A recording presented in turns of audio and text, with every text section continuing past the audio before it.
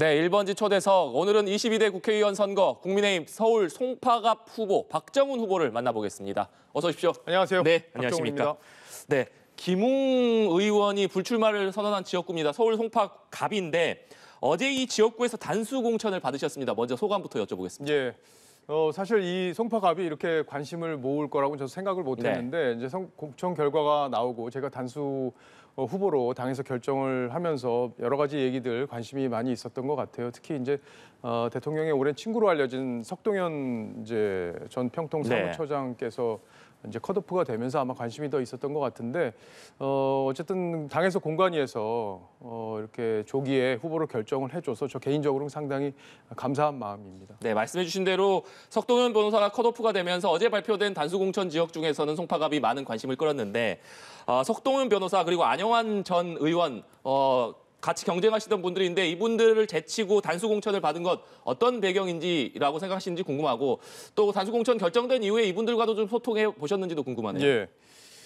그 두 분 다 굉장히 훌륭하신 네. 분이고 또 국민분들 중에 많은 분들이 또 알고 계시는 분이기도 해서 저도 사실 경쟁을 하는 입장에서는 상당히 좀 버겁다 이런 생각도 사실 했습니다. 그런데 이제 당에서 여러 가지 아마 판단을 종합적으로 한 걸로 알고 있고요. 경쟁력 평가 또 그리고 당과 사회에 기여한 것들 평가 그리고 도덕성 평가 그리고 면접 점수 이런 것들을 종합을 해서 그 결과에 따라서 제가 송파갑에서 승리할 가능성이 높다고 판단했다고 이제 정영환 공관위원장께서 말씀을 하셨기 때문에 저는 그 배경 외에는 따로 들은 얘기는 없습니다.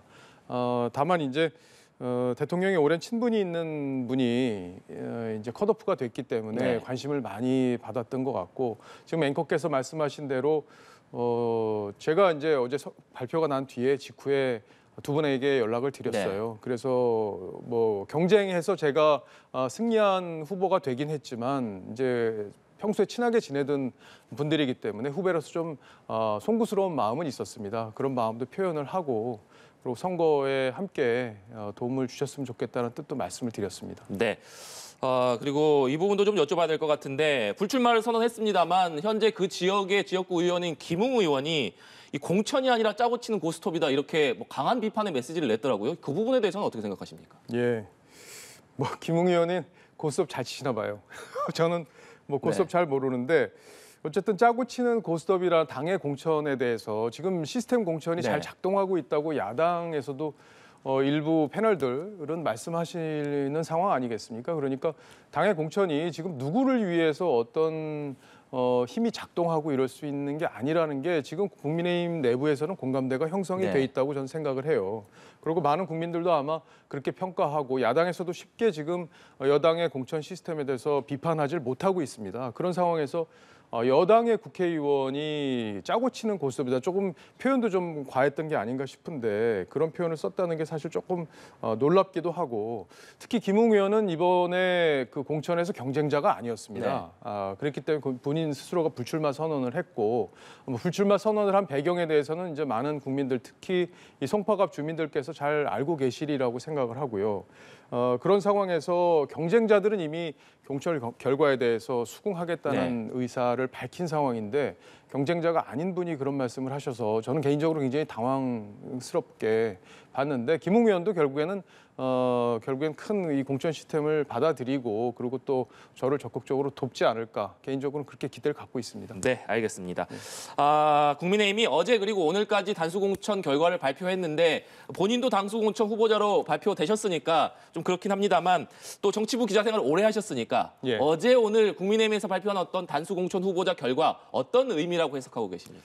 뭐 조금 전에도 말씀을 드렸지만 사실 공천을 하게 되면은 예상치 못한 변수들이 많이 발생을 하거든요. 그래서 공천 발표가 확정되기 전까지는 아무도 공천에 대한 확신을 할 수 없다는 얘기가 있을 정도인데 지금 현재 가장 언론에서도 관심 갖고 있는 게 대통령과 가까운 분들이 공천을 얼마나 받느냐 이 부분을 가지고 사천 논란으로 이어질 수 있기 때문에 당에서도 상당히 부담스러워하는 부분인데 지금까지 진행된 부분 어제 오늘 공천 결과가 발표가 됐지만 양일에 발표된 내용만 봐서는 사천 논란이 벌어질 만한 부분이 없지 않습니까? 특히 이제 대통령실에서 근무했던 분들 중에 공천이 확정된 분은 전희경 정무비서관, 그 의정부 갑에 출마한 그분 외에는 대통령실에서는 나온 분들이 공천이 확정된 분들이 없어요. 물론 이제 영남을 더 봐야 되긴 하겠지만 전희경 전 비서관 같은 경우에도 그 전에 국회의원 했던 분이고 네. 워낙 지명도가 있는 분이기 때문에 아마 격차가 좀 있어서 그냥 자연스럽게 결정이 된 거로 볼 수 있기 때문에 지금 국민의힘 공천은 상당히 시스템 공천이라는 큰 명제 하에서 잘 진행되고 있는 것으로 볼 수 있겠습니다. 네. 앞서 오랫동안 27년간 기자로 근무했는데 정치에 투신하신 배경 그리고 왜 국민의힘을 선택하셨는지 여기에 대해서 좀 말씀을 해주고 계셨는데 그 부분 답변 계속 예. 부탁드리겠습니다. 조금 전에 이제 전력강화위원회에서도 우리 클린스만 감독이 네. 뭔가 좀 오만하다, 국민에게 오만한 태도를 보였다 그래서 심판받아야 된다는 취지의 어떤 그 의견이 나왔다고 하는데 뭐 축구가 국민들을 즐겁게 해줄 대표팀이 그럴 필요가 있는 조직이기 때문에 이런 오만함들도 결국엔 저렇게 심판을 받게 네. 되는 건데 저도 개인적으로 이제 기자 생활을 오래 했지만 문재인 정부 때 특히 우리 사회가 믿고 있는 가치들이 많이 무너졌고 그리고 보수가 그걸 제대로 방어하지 못하는 위기를 맞고 있었다고 생각을 했어요. 그래서 이 보수 진보라는 개념 자체가 희미해졌고 상식 대 비상식의 어떤 개념으로 정치권이 재편되는 상황이 아니었나. 그리고 이 상식적인 세력들의 힘이 그렇게 탄력을 받지 못하고 있는 그런 분위기에서 이제 정치에 제가 뛰어들어서 국민의힘에 힘을 보태야겠다. 그리고 이 보수와 상식을 되살리는 도구가 돼야겠다. 이런 판단을 하고 결국에 출마를 결심하게 됐습니다. 네. 지역구는 여러 지역구가 있는데 그중에서 송파갑을 선택하신 배경은 어떻게 되실까요? 이 송파가요. 네. 강남 3구로 분류가 되긴 하지만 내용을 들여다보면 네. 좀 달라요. 뭐 아시는 시청자분들도 많이 계시지만 강남 서초하고는 분위기가 확실히 다릅니다. 그리고 지난 총선 때도 김웅 의원이 저희 송파갑 지역에서 3%포인트 정도로 네. 앞섰기 때문에 굉장히 박빙 지역이었고 지금 연초에 조사한 거를 봐도 송파갑은 지금 여당에서 생각하는 안정권 있는 지역이라기보다는 경합우세 지역이다 이렇게 볼 수 있겠고요. 근데 이제 송파가 전략적인 요충지라고 볼 수 있습니다. 그래서 강동, 광진 여기 네. 다 생활권이에요. 그러니까 송파로 출퇴근하는 분들이 많은 지역입니다. 그래서 여기서 좀 젊은 바람을 일으켜야 된다 그런 당내 인사들의 요구가 있었고요. 그 뜻에 그 네. 대의에 제가 동의를 했기 때문에 송파갑을 선택을 했습니다. 네. 말씀하신 대로 제가 좀 찾아보니까 최근에 송파갑에서 총선 결과를 보면 국민의힘의 전신이라고 할 수 있는 미래통합당 또 새누리당 같은 경우에 후보들이 승리는 했습니다만 상당히 근소한 차이로 좀 승리를 했던데 그렇다면 우리 박정훈 후보님께서는 앞으로 어떤 선거 전략을 좀 갖고 계신지도 여쭤보겠습니다. 예.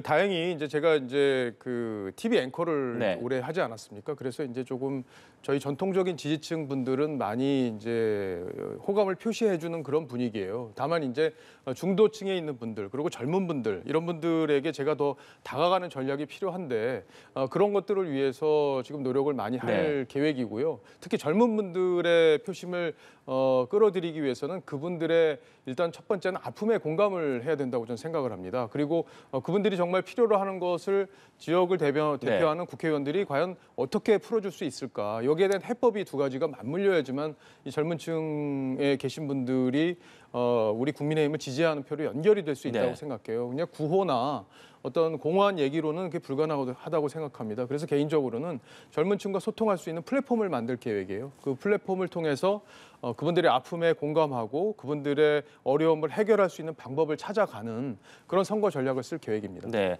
젊은 층과의 소통과 해법을 좀 강조해 주셨는데 네. 사실 그동안 수도권 특히나 서울에서 국민의힘을 향한 민심이 좋지 않다 이런 분위기가 많았습니다. 실제로 이제 선거운동을 시작하시면서 직접 송파에서 느껴본 민심 좀 어떻습니까? 처음에 제가 1월 초에 이제 네. 송파에 처음 가서 여러 가지 이제 여러분들을 만났을 때 그 이후의 상황과 지금 많이 달라졌다고 생각해요. 저는 개인적으로 윤석열 대통령이 추구하는 어떤 정책 방향 네. 이런 거에 대해서는 많은 국민들이 동의한다고 생각합니다. 그 외의 것들에 대해서는 논란이 있지만 윤석열 대통령이 갖고 있는 어떤 리더십의 장점들이 있고 특히 한동훈 비대위원장 체제가 들어서면서 한동훈 위원장에 대한 호감 그리고 한동훈 위원장의 리더십에 대한 공감 이런 것들이 사회적으로 많이 확산이 되고 있는 네. 분이라고 생각해요. 그래서 송파의 현재 분위기도 그렇고 서울 지역의 전체적인 민심이 전반적으로 국민의힘에는 과거보다는 많이 우호적으로 바뀌고 있다 이렇게 보고 있고요. 그 윤석열 대통령과 한동훈 비대위원장의 어떤 시너지가 네. 결과적으로는 총선에서 수도권에서는 과거처럼 밀리는 분위기는 아닌 흐름으로 가지 않겠느냐. 전 개인적으로 그렇게 예상하고 있습니다. 네, 알겠습니다. 그리고 정치 투신 이후에 저서를 내셨는데 예. 그 내용을 보니까 가짜 지식인들을 저격하는 이런 내용이 들어있더라고요. 이건 어떤 의미인가요? 이 가짜 지식인이라는 게 사실은 지식인이라는 사람들의 역할이라는 게 있지 않습니까? 그러니까 사회가 균형감을 갖고 우리 사회가 발전된 방향으로 나갈 수 네. 있게 도와주는 어떤 지표 같은 역할을 하는 게 바로 지식인들의 역할인데, 그러니까 문재인 정부 때 지식인들 활동했던 대표적인 분이 이제 유시민 씨 네. 같은 분 아니겠습니까? 그 반대편에 서 있는 분이 저는 진중권 씨 같은 지식인이라고 생각을 해요. 두 사람의 행적이나 말을 보면 저는 큰 차이가 있다고 봅니다. 유시민 씨 같은 경우에는 특정 진영의 이익을 대변하기 위해서 궤변을 많이 얘기를 했고요. 특히 65세 이상 분들은 뭐 뇌가 어떻게 되기 때문에 공직을 맡아서는 안 되고 65세 이전 사람과 이후는 다른 사람이다라는 얘기, 이런 얘기들은 굉장히 그 계층과 또 나이로 사람을 차별해서 국민 통합을 가르는, 저해하는 그런 지식인의 역할이었다. 그래서 이런 분들이 바로 가짜 지식인이었고, 특히 한동훈 반부패부에서 노무현재단 계좌를 들여다봤다, 이런 거에 대해서는 본인이 사과도 제대로 하지 않고 지금 재판을 하고 있는 그런 상황인데, 우리 사회를 갈등으로 가지 않도록 하는 것이 지식인들의 아주 중요한 역할인데, 그런 가짜 지식인들의 어떤 잘못된 부분들이 우리 사회 통합과 어떤 지향하는 가치들을 많이 훼손시켰다고 저는 생각합니다. 네. 그리고 저서에 있는 내용 중에 좀 인상적이었던 부분이 외교안보 문제와 관련된 부분인데, 가장 시급한 것이 남북 대화도 북미 대화도 아니고 솔직한 한미 대화다, 이렇게 언급을 하셨습니다. 예. 이건 어떤 의미인가요? 이건 제가 네. 워싱턴 특파원을 할 때 이제 그때 갔던 경험을 네. 가지고 쓴 글이었는데요. 당시 이제 문재인 정부가 이제 여러 가지로 북한과의 대화를 통해서 뭔가 핵 문제를 해결해 보려고 했지만 결과적으로 다 실패가 되지 않았습니까? 그러는 사이 한미 간의 불신이 많이 자라났고, 한미 간의 불신이 자라났기 때문에 중국도 우리를 괄시했어요. 우리가 한미 동맹이 튼튼하게 있어야지만 일본과의 관계도 잘 풀릴 수 네. 있고 국익 차원에서 접근해야 되는데, 그런 부분에서 분명히 약점이 있었다고 생각하고, 그 뒤에 한미 동맹이 튼튼해지니까 중국도 우리를 다르게 지금 대하고 있지 않습니까? 그런 부분에서 한미 간의 동맹이 가장 중요하다는 부분, 그런 부분들을 강조하면서 그 뒤에 윤석열 정부에서 네. 여러 가지 일들이 있었기 때문에 한미 동맹이 지금 많이 복원이 됐다, 이렇게 개인적으로 평가하고 있습니다. 네. 그리고 저서에서 보면 조국 전 법무장관을 강하게 비판을 하셨더라고요. 그런데 최근에 조국 전 장관이 신당 창당을 선언을 했고, 또 지역구 아니면 비례대표로 나갈지 뭐 고민하고 있다, 이런 발언도 하지 않았습니까? 이 부분에 대해서는 어떤 생각 가지고 계십니까? 이제 저는 그 부분을 좀 봐야 될 것 같아요. 조국 전 장관이 민주당과의 어떤 연대나 어떤 가능성, 네. 그런 것 자체에 대해서도 민주당 굉장히 부담스러워합니다. 특히 이재명 대표도 부담스러워할 네. 정도예요. 그러니까 이재명 대표가 지금 여러 가지 혐의로 지금 사법 리스크 있고 재판도 받고 있는 사람인데도 조국 전 장관을 부담스러워할 정도면 조국 전 장관에 대한 사회적 평가는 저는 끝났다고 봅니다. 물론 대법원 판결이 남아있긴 하지만 2심까지 지금 징역형이 나와 있는 상황 아니겠습니까?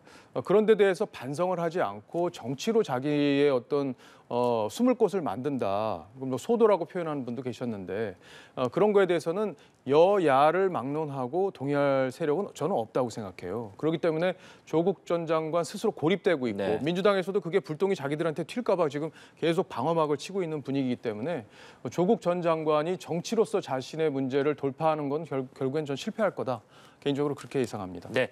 박정훈 후보님의 여러 가지 생각에 대해서 들어봤고, 마지막으로 이제 22대 국회에 입성하시게 된다면 어떤 의정 활동을 펼칠 것인가, 어떤 포부를 좀 갖고 계신가, 이 부분에 대해서도 여쭤보겠습니다. 예, 저는 국민의힘도 좀 개혁이 필요하다, 네. 혁신이 필요하다고 생각합니다. 이 국민의힘은 어떤 비판을 국민들로부터 그동안 많이 받았냐면 실력이 부족하다, 그리고 욕심이 많은 정당이다. 저는 개인적으로 탐욕의 DNA가 우리 당에 있었다고 생각합니다. 그런 부분들에 대해서는 우리 모두가, 당원 구성원 모두가 한번 돌아보고 네. 우리가 실력을 어떻게 키워서 국민들의 문제를 해결하는 정당으로 거듭날지, 그리고 우리 내부에 잠재되어 있는 그런 욕심의 모습들, 국민들에게 비춰지는 모습들을 앞으로 어떻게 덜어나갈지, 그런 거에 대해서 고민을 해야 된다고 생각하고요. 그런 당의 혁신과 그런 목소리를 내는데 제가 앞장설 계획입니다. 그리고 개인적으로는 지역 주민들에게 사랑을 받고 또 국민 다수에게 존중받는 정치인이 되고 싶다고 개인적인 목표를 갖고 있어요. 그러니까 존중받는다는 것과 성공했다는 것, 이건 저는 가치가 다르다고 생각합니다. 성공한 거는 결과로만 평가받는 얘기지만 네. 존중을 받는다는 것은 과정과 결과가 다 아름다워야 된다는 의미인데요.